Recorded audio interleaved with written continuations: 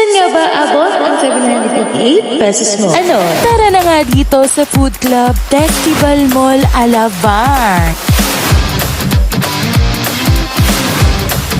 Samahan nyo kami kasi nag-crave ako ng Japanese food. 3 months ago na nga mula nung huling kumain ako dito. Sa last video ko, pinakita ko sa inyo ang 4 na food hacks na pwede nyong gawin dito. At ngayon nga ay magmumukbang tayo ng cravings ko, ang Japanese cuisine. Starting with this tempura na super crispy outside and very soft inside. At syempre, may newfound favorite. Ito ang kanilang fried sushi. Napakasarap talaga, super crispy and may keso sa loob, ate. Ang sarap. Para bang makakasampu sa susunod. Uy, hindi. Sa 100 plus dishes nga dito, available na halos lahat ng cravings mo. May Filipino, American, Japanese, and Chinese. Craving satisfied ka talaga. Perfect din for events yung kanilang dalawang malaking function room. Naku Mara, itry mo na dito. Tingnan mo naman, di ka pa matakam yan. Kung may gusto kang ipatikim sa akin dito sa food club, i-comment mo dyan sa baba. At kung may trip kang food hack na gusto mo ipagawa sa akin, i-comment mo na yan. Or better yet, itry mo na dito.